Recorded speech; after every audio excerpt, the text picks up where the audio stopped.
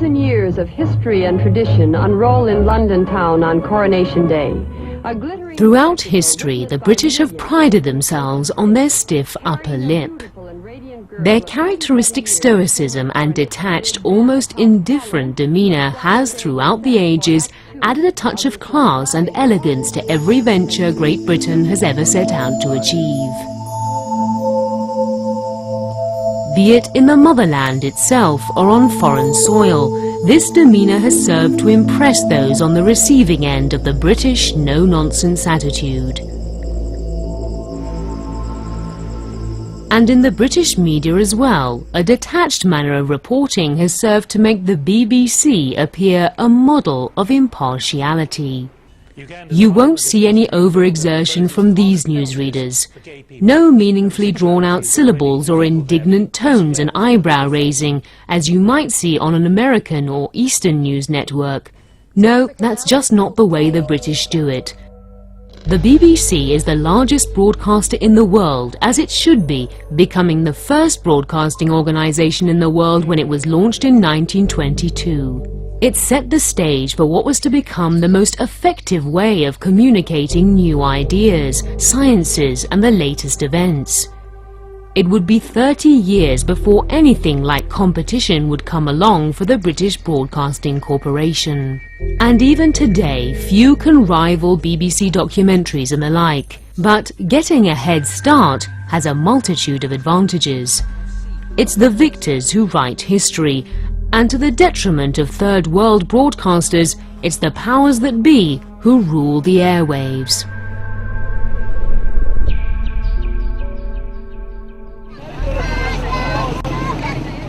It's 2009.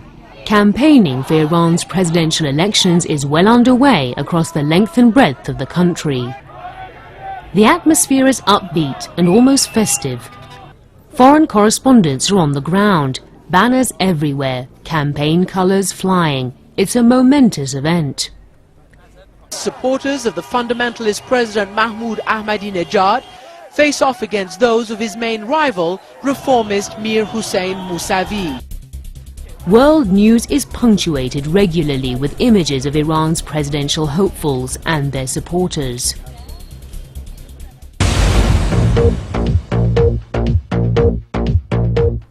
One channel that gave the events extensive coverage was BBC Persian. The BBC launched the channel only 6 months before the elections. June 12th, the day of the elections. 46 million people are eligible to vote. The media shows long queues of people outside polling stations waiting to cast their ballots. It's the day a lot of heated campaigning has been working up to. A lot of motivational speeches in universities, mosques and public venues. A lot of green and red splashed all over the place. The Iranian nation casts its ballots and everyone holds their breath. Hours later, preliminary results start to trickle out, and finally it's confirmed.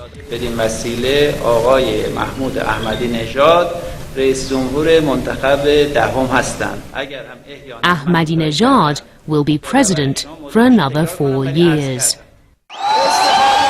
Some rejoice, others mourn. The capital Tehran, where Mir Hossein Mousavi was favoured by the majority, gives out a sigh of disappointment. But trouble is brewing. برنده انتخابات به روایت وزارت کشور دیروز هنگام رأی دادن او به نظر نمی‌رسید که چندان نسبت به پیروزیش خوشبین باشد. در چند هفته مبارزات انتخاباتی مخالفان او با تعداد زیاد به خیابان‌ها آمده بودند. تأکید داشتند که او باید برود. BBC, CNN, Fox News and the like go into overdrive to report on the turmoil that followed. Meanwhile, BBC Persian broadcasted in Farsi for the people in the thick of the post-election unrest. That wasn't a problem. Everywhere was doing the same. It was headline material. But the way these channels went about reporting is what raised eyebrows among political analysts. گزارش‌ها از تهران حاکی است بعضی مناطق این شهر ناآرام است و پلیس و نیروهای موسوم به لباس شخصی با معترضان به نتایج انتخابات درگیر شدند. نیروی انتظامی ستاد میرحسین موسوی را بسته و مانع برگزاری مصاحبه مطبوعاتی او شده است. خبرنگاران فضای حاکم بر تهران را متشنج توصیف کردند. هنگامه شهیدی خبرنگار در The various guests and experts BBC Persian invited on their programs to offer an analysis of the situation all had one thing in common. All of them were staunch enemies of the Islamic Republic's government. ولی الان که انتخابات رو در واقع به نفع آقای احمدی نژاد حالا دستگاه حکومتی خاتمه دادن، من تصورم این هستش که از این صحبتات مدافعان آقای احمدی نژاد برای تحت فشار گذاشتن کسانی که در مقطع انتخابات علیه آقای احمدی نژاد نقش آفرینی کردن استفاده خواهند کرد. آخرین خبرها در مقابل The channel took sides. It sided with the opposition. نتایج دهمین انتخابات ریاست جمهوری ایران ایرانیان مقیم لندن رو هم یک شوکه کرده و باعث شده که حدود 150 نفرشون امروز مقابل سفارت ایران در مرکز لندن جمع بشن.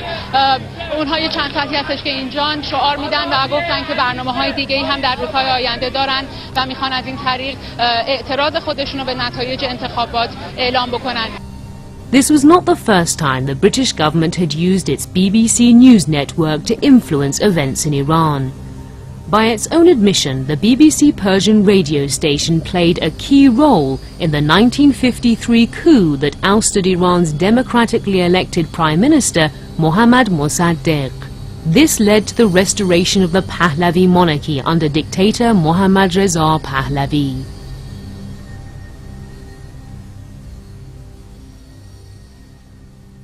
Given this history, it's no wonder that people in Iran, ordinary Iranian citizens, become quite worried when they see the British government is at it again.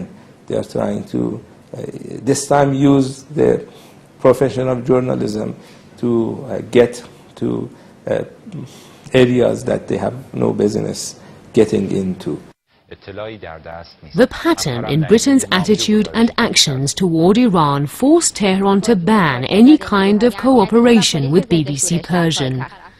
But of course that didn't stop things happening surreptitiously. Uploaded footage of street battles were broadcasted and unconfirmed accounts of the situation on the ground given unlimited airtime.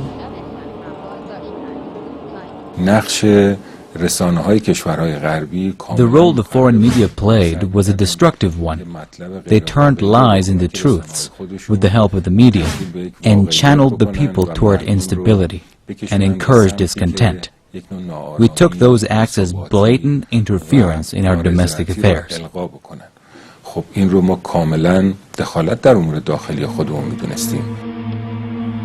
News of multiple arrests started coming in. Among them, those sending footage of attacks on government buildings and police stations to BBC Persian. دارن با همدیگه دعوا میکنن، یعنی برخورد میکنن و از اون طرف خیابونم الان یگانهای ویژه‌ای هستن که دارن راه میرن. این خیابون ولیعصر پایینتر از اسکان و دقیقاً پایینتر از مرکز تجاری پایتخت. مشتی نمونه خروار از این همه درگیری و خشونت که تو شهرهای مختلف که برای ما ویدیو فرستاده بودن دقیقاً همین تصاویر، البته با شکل‌های مختلفه. یه ایمیل من فقط بخونم، فکر کنم نمیرسم بخونم. حالا فردا ما تو برنامه فردا وقت زیاد داریم. متشکرم هستم. فقط دست در نکنه. One of them was Mazyar Bahari, a Canadian-Iranian journalist who sent footage of attacks on a military base in Tehran. This is what he sent.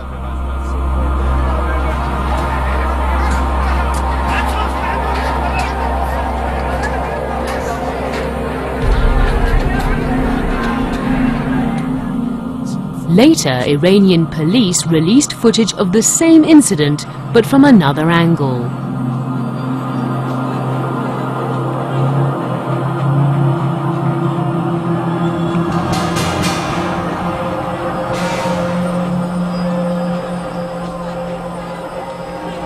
On this side, we have a person who was supposed to be a journalist, but then we find out the person is doing things that a journalist is not supposed to do, which is for example, take part in activities that are illegal in a country, and this person is imprisoned, and a report is basically created to show the audience of Press TV and make the audience of Press TV familiar with these type of activities that American and British media outlets engage in.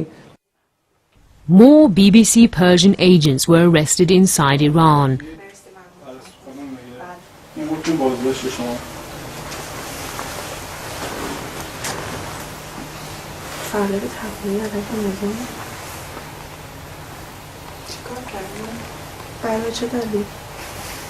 قاضی حکم داده ما مأمور اجرایی.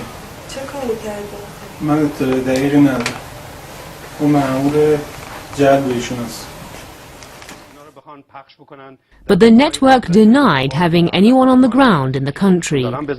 من همینجا صریحاً اعلام میکنم ما هیچ گونه همکاری در ایران به هیچ شکلی نداریم.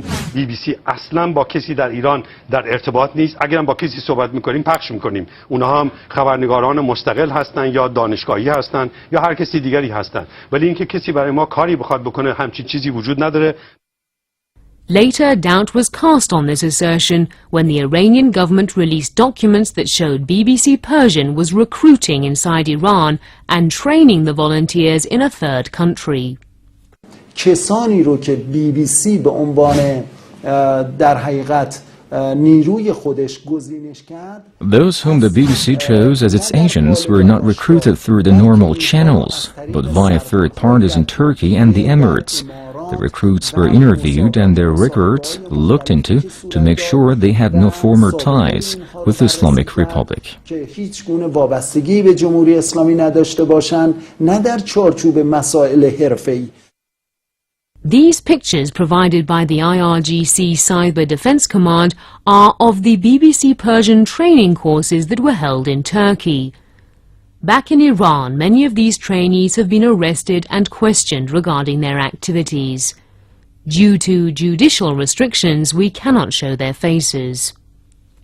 نحوه دعوت که به این صورت بودش که وبسایت BBC بخش آموزش آنلاین روزنامه‌نگاری داشت که برای اون بخش رزومه کاری میفرستادی و پذیرفته میشدی. یه بخش آموزش آنلاین بود که مثلا توی چند مرحله آموزش آنلاین داشت و مثلا آخر به سوالا جواب میدادی و میرفتی مرحله بعدی. کسایی که اونجا فعال بودن ازشون دعوت شد که توی یه دوره آموزشی که توی استانبول برگزار میشد شرکت کنن. از طریق ایمیل دعوت شد ازشون و بلیط ها اعلام شد که هزینه سفر به عهده برگزار کننده است و بلیط هم از طریق ایمیل ارسال شد. As far as the Iranian government is concerned, the BBC's activities inside Iran cannot be described as merely reporting events. Cyberspace has been used in many instances to organize large-scale events to shake things up and create an atmosphere of discontent. A good example would be Britain's Foreign Commonwealth Office's official Facebook page, where it posts numerous articles that express opinions about Iran's domestic affairs, something it is not authorized to do. این القای مطالب کذب و ایجاد سوال در اذهان مردم با Spreading false information and putting thoughts into people's heads are aimed at discrediting the government. They're aimed at undermining national security and stability. They're targeting our national interests. Maybe their final goal is to create instability in society so they can achieve what they really want, which is the toppling of the government. و اونها به خواسته اصلیشون که سقوط نظام هست بتونن دسترسی پیدا بکنن. BBC Persian's activities were surreptitious, from its recruiting methods to the way it paid its agents within Iran. برای هر گزارش هر خبر 20,000 تومان و مثلا گزارش بلندتر 50,000 تومان.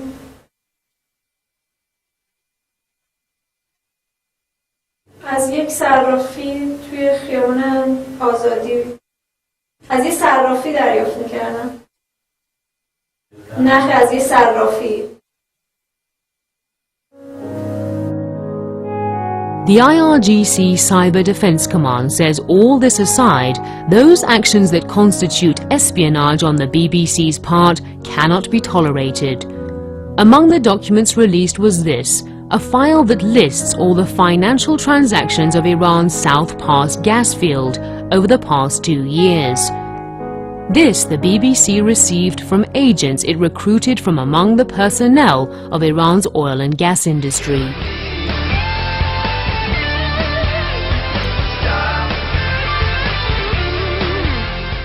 Afterwards, a seemingly innocent video clip was broadcasted by BBC Persian. The significance of it came later. Behzad Bulur, the host of a BBC Persian program called Cook, sent this email to one of these young men, asking him for the exact geographical location of the oil rig where the clip was videoed. We have had instances of BBC being interested in the contracts that Iranian military is taking part, is doing and is part of, which again has nothing to do with a news organization. That was just one instance of information sharing between BBC agents in Iran with the network. The IRGC Cyber Defense Command intercepted this email that was sent by one of the agents recently arrested to BBC Persian. It lists the personal telephone and cell numbers of top Iranian military brass. منم فقط با ایمیل، یعنی مثلا من در طول حدود 9-10 ماهی که من با این خبرنگار کار کردم مثلا ندیدمشون. یعنی من همش فقط با ایمیل باشون در ارتباط بودم. خیلی وقت من ترجمه این بود که ایمیل کنم یا چت کنم، خیلی وقتا اون خودش زنگ می‌زد، گفت اینو چیکار کنم فلان اینا. ولی ارتباطم فقط با ایمیل بود. به ضمن اینکه میگم وقتی خودشون با ایمیل برای من فرستاده بودن، من اصلا فکر نمی‌کنم مشکلی داشته باشه. ضمن اینکه الانم که به ماجرا فکر می‌کنم معمولا خبرنگارا همه شماره تلفن‌ها رو دارن. The latest trend in the world of communication is the use of social networking sites like Facebook and Twitter. But these sites are excellent instruments for more than just casual communication. The world's most recent events have all been in some way influenced by social media, to such an extent that the success of whole revolutions have been attributed to them. In cyberspace, anonymity is a plus for those who want to carry out covert operations without being detected. من اطلاعاتی که به BBC دادم مصاحبه ها بود که با تلویزیونشون کرده بودن، ولی مثلا پناه یکی مثلا یادم یکی دو دفعه که تماس مفصل مثلا با هم حرف زدیم شفاهی با یه دفعه مثلا تماس تلفنی بودی که داشتم چت و وایس چت و اینا. So where is the red line? When can we say a reporter has stepped out of his jurisdiction and reduced himself to the level of a spy? بستگی به منافع ملی هر کشور داره و قوانین هر کشور. It depends on the national interests and laws of a country, what definition that country has of national interests. A certain action might be considered espionage in one country because the gathering of that information might threaten national security and render it illegal. But the same action might be considered reporting, not espionage, in another country. Because countries have sovereignty, they have the right to define their national interests and determine what kind of information gathering is allowed. نوع خاصی از جمع‌آوری خبر رو به عنوان جاسوسی یک عمل مجرمانه و غیرقانونی بدونن. The BBC has been severely criticized for its covert information gathering tactics. The way agents have been recruited, paid, and the classified information the network has tried to obtain via them. Iran's foreign ministry spokesman says for Britain, these tactics are nothing new. از این فناوری‌ها برای تهدید ملت‌های مستقل دارن استفاده می‌کنن و سیاست‌های استعماری قدیمی خودشون. At the moment, they're using these technologies to threaten other nations and pursue their imperialistic policies. You can't threaten an entire nation with military action. Ironically, threats boost people's resolve to stand on their own 2 feet. That's why in independent countries, they try to work on people's minds. They want to create instability and anxiety in society, so they can demolish it from within. This is the greatest disservice a media outlet can do.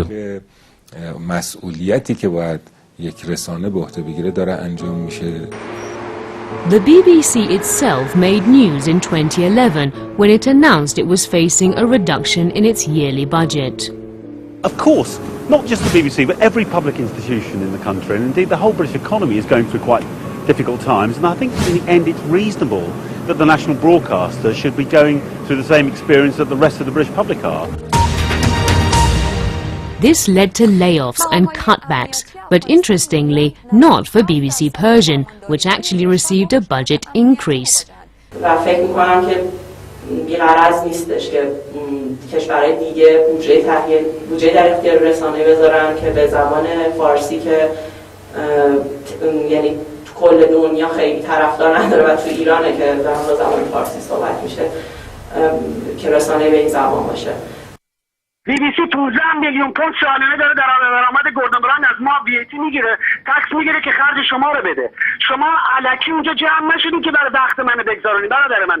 BBC ما از زمانی که یاد میدیم منبع و فتنه بوده، ولی BBC شده چشم فتنه، آتش‌بیار معرکه شده. شما اینو قبول میکنید؟ نه من قبول نمی کنم و چونم نماینده BBC یا سخنگوش نیستم نمیتونم راجع به موضع BBC صحبت بکنم، اما صرفاً فقط میتونم بگم اگه کسی یه جای تریبون نداشته باشه احساس میکنه که تنها جایی که میتونه حرفشو بزنه میره همونجا دیگه، یعنی به نظرم یه واکنش طبیعی انسان هاست. یک رهبر و فرمانده مشخص نداره. The BBC is also criticized for giving terrorist group members a podium.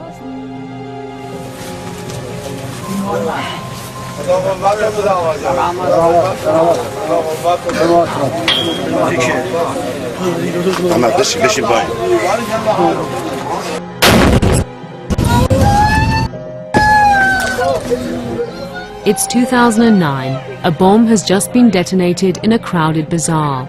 43 people are dead or dying, among them children. The Jundullah terrorist group took full responsibility for this attack.